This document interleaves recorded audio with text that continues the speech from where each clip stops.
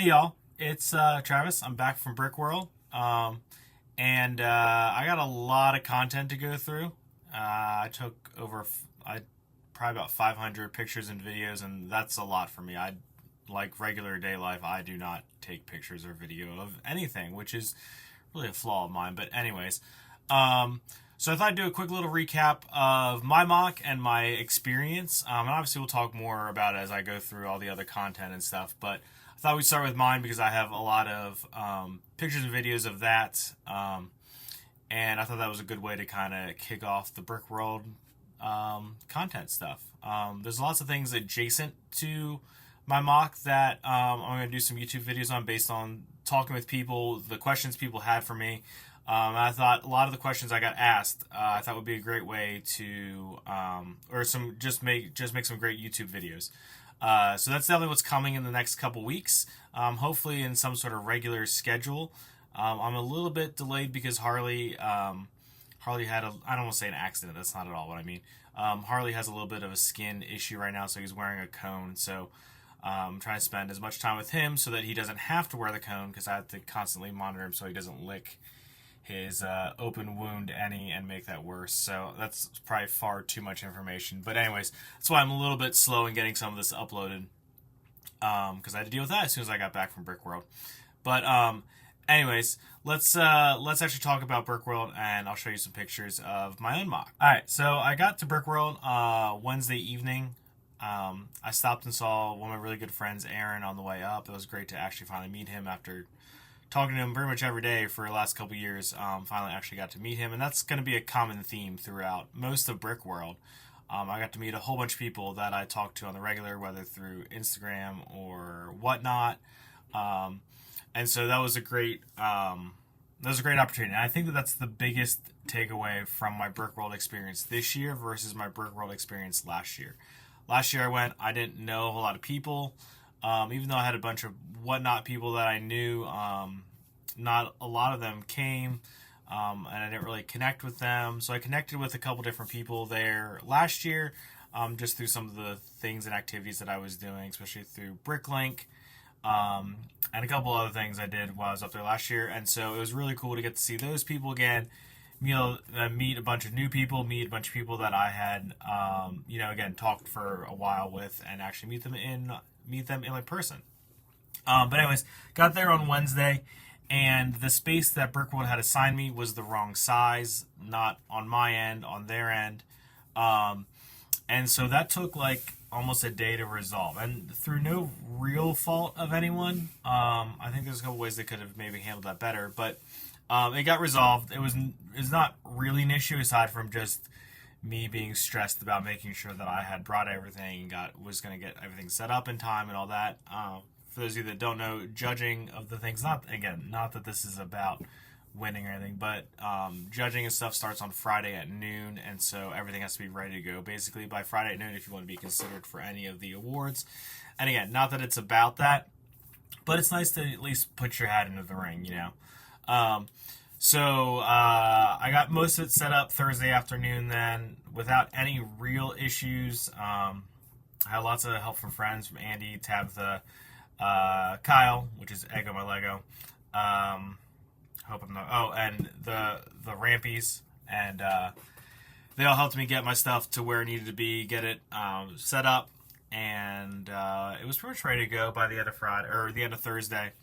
And I was able to put some finishing touches on it Friday morning and get it all set up fine. It all went fine. It arrived there pretty relatively unscathed. I got a lot of comments about the fact I wasn't like putting it in boxes or anything like that. And really and truly, the thing I've learned about Lego is that space is your enemy. And so I couldn't find boxes or any type of container that would snugly fit my pieces, mostly because my pieces are not square. If you've been watching my YouTube channel for a while, you know that especially the mountain pieces, there's overhangs and overlapping pieces, and they're all different sizes, and I do that a lot to break up that linear line, and so that is not conducive to off-the-shelf boxes, and so I didn't feel like that was a that was a way I needed to go. And so I just stacked it in my van. If you've seen pictures on Instagram or whatever, or even my last YouTube video, I just stacked it really tightly in my van and just let it ride. And that worked for the most part. There was some trees and some foliage stuff that fell off, some flags and things off the ships, but nothing major at all. And that's true about coming back, which I actually packed it much more hurriedly on the way back, and didn't have any issues when I got back here, aside from, you know, just the same types of things. There was maybe a little bit more damage on the way back. This is just because I packed it a little bit differently, because I also brought some IKEA stuff back, and so I had to pack just a little bit differently. And honestly, I didn't remember how it was packed to get up there. I didn't take pictures. That's the one thing I didn't document that I wish I would have documented, because going up there, it was a really nice, solid pack, and I should have definitely plotted that out. But anyways, so did the show. Show was great. You'll see I got lots of pictures. The other kind of takeaway that I had from this year that was different than last year was the way that I went around and looked at stuff in the room. Obviously, I'm another year into this hobby. I would say another year seriously into this hobby. And so when I'm going around looking at other people's stuff, I'm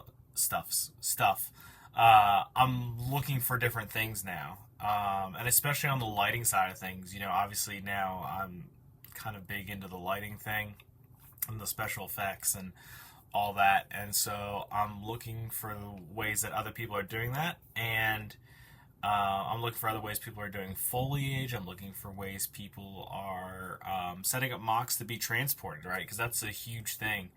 And so I definitely went to it with a different eye, because last year I was like, oh my gosh, look at all this cool stuff, you know. And this year I'm looking at builds for different build techniques. I'm looking for different piece usage, different color combinations, all things like that, which is a very different viewpoint than before, because before I was like, I want to look at all the big things, and I kind of brushed over some of the smaller things last year. What I've learned is that some of the smaller things are actually more, I don't say more detailed, but have some more interesting build techniques than some of the bigger stuff. And so when I go through all the pictures and videos that I took this week, or last week I should have, I'm definitely going to be talking about from that viewpoint. You know, in addition to just them looking really cool or being really well done, I'm going to be focusing on kind of why I was attracted to that build, because I did not take pictures of everything. Last year I tried to take pictures of like everything, and it was just too much, and then I never put anything out about it, and I didn't want to repeat that problem this year. And so I took pictures of things that attracted me, and I'm going to tell you why they attracted me, why I stopped and looked at their mock. So that's kind of what's coming for that aspect of it.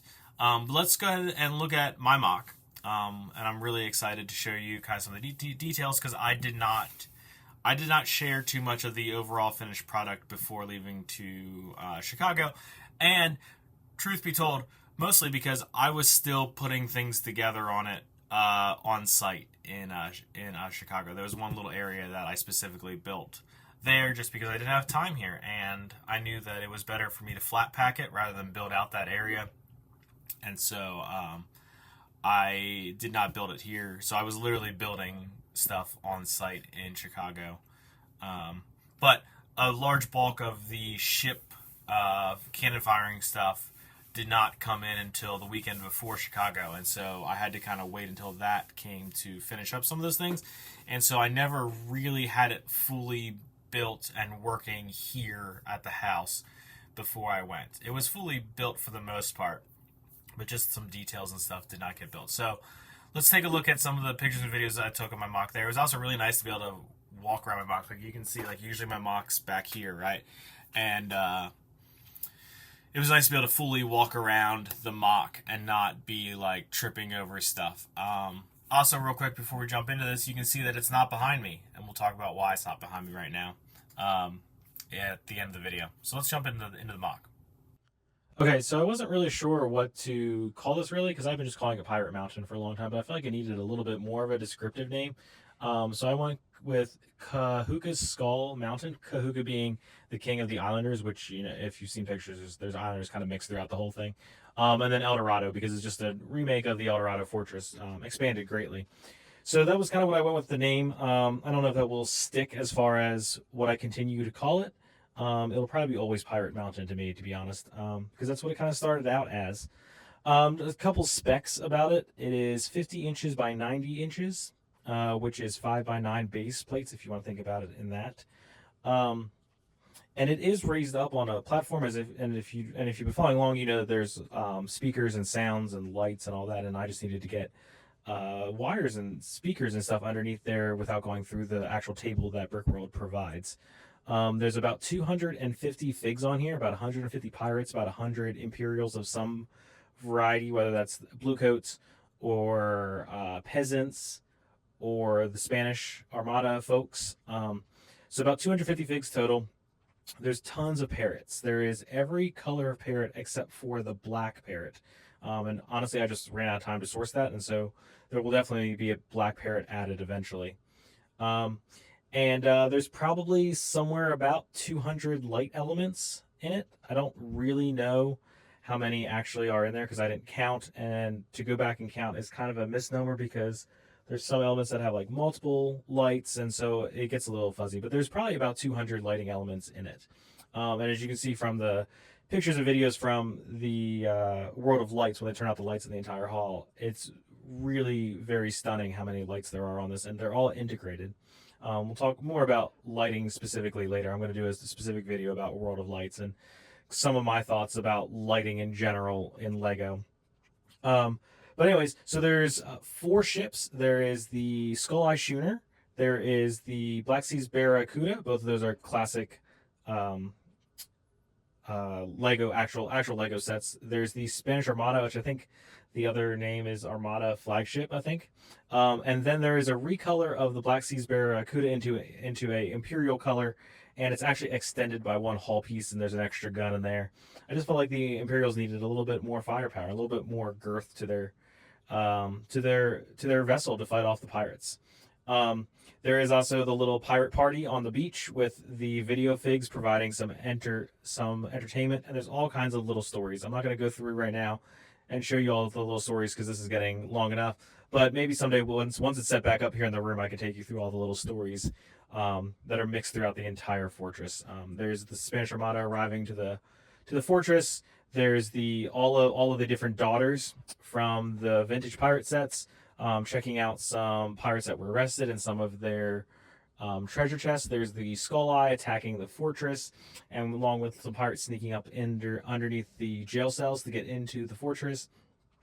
There's the Imperial ship attacking the beachfront, and by proxy, kind of attacking the other two pirate ships, which you can see the Skull Eye has already fired two cannons at the other one with a little smoke sticking out.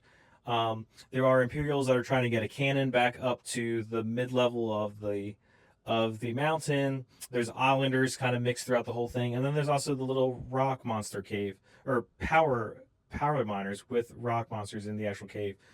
Just as a little fun throwback to the vintage themes. I felt like since there's so much other vintage stuff in here that I just needed to add a little bit more vintage into it. There's also, and just for sheer my own enjoyment, I stuck a Fabuland tree in there as well. Um, and just because I just happened to get it, I love Fabuland, and I thought it just needed to be in there. I had a lot of questions about the water. There is approximately 10,000 1x2 tiles in here. Um, and that doesn't account for the plate under it. So there's the base plate, there's the plate, and then there's the tile. And there's about 10,000 just tile there. It's not counting the plate. There's also a bunch of one by stuff all throughout there. Lots and lots of tile, lots and lots of plate in just doing the water. There are 5 different colors for the water. There is light azure, medium blue, what I call regular blue, dark blue, which I think Lego calls earth blue, and then black as well. So there's kind of a gradient going across. There is no pattern. I got a lot of people that ask me about if I try to stick with some sort of pattern, and the short answer is no. And in fact, I tried to vary it as much as possible to keep it randomized because I think that that adds a little bit of texture. You can see some of the pictures as the light kind of catches across the tiles in different orientations. It really adds a nice, almost like flowing texture to the water. Um, I think that's all I got to say about it. There is a playlist now on the YouTube channel of all of the things related to this mock, going all the way back to building El Dorado, and then all the steps of the fortress and Ominous Isle, and all those types of things is all there. So if you're interested about the build of it, go back through and watch some of those videos, and definitely check out some of the bigger ones, and you'll know as you kind of go through, because there's some that are kind of incremental steps, because there's a lot of building of the mountain, because the mountain really kind of evolved into many different things over the year or so that it took me to build this. So I think that's all I had to say about the mock. Let me know in the comments if you have other questions that I need to cover in some future videos. Okay, so obviously, as always, drop questions, comments down below. I'm happy to answer them. Also, hit me up on Instagram, same username. I'm always on Instagram checking and answering messages. So if you want to have a conversation about something regarding my mock, that's the best place to do it. Obviously, you can also drop a comment, and I'll respond to those there. But let's talk quick about why my mock's not back there. And so the thing that I learned that I wanted to do, I don't know if I learned, but the thing that I realized that I would like to do is make it interactive. So I have a couple ideas that I'm brewing on. I also want to just make it a little bit bigger. And so as I've said before, I am out of room in the Lego room without doing without moving houses. But I've also realized I need to move some stuff around, get some stuff out of the living room to make room for stuff that's in here to go out there, or vice versa. And so that's what I'm doing. Since the mock's not set up, it's in pieces, and it's actually in a more collapsed state, because all the water pieces and beach pieces and stuff all just fit into a box. And so it's in a really collapsed state right now.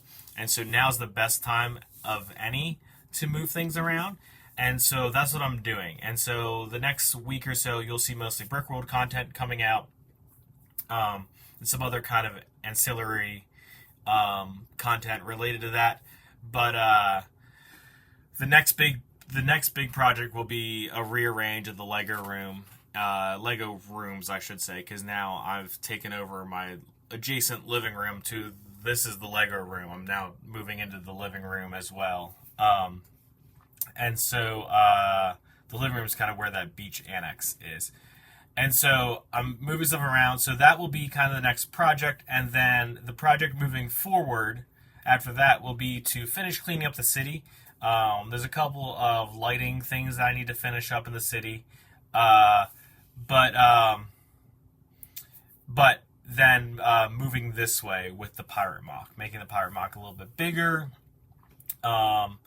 I ordered Tortuga off the Bricklink designer sets, and I got to see that. Actually, I built a couple bags of it at Brickworld, and so I need to kind of start to prep for that. And I think that's going to be kind of the transitionary set or kind of area into a castle-y area. And so that's kind of where things are going. But I'm also excited the next couple weeks to just build some sets that have instructions. I've said that a couple times at Brickworld. I've spent so much time lately free building, and working on the mock that I haven't built sets with instructions in probably 2-3 months. And there's just something calming and zen about just kind of building something that has directions. And so that's kind of what's the next little bit in store for this channel. So make sure you like and subscribe to stay tuned for some stuff. I'm definitely going to try to do some lives maybe occasionally, both here. I'm always kind of occasionally jumping on Whatnot, but I might make that also a little bit more of a look to see what's going on, check out the build process currently. And those types of things. So I'm definitely going to start moving towards that direction with this channel. So make sure you stay tuned for some more. Thanks, y'all.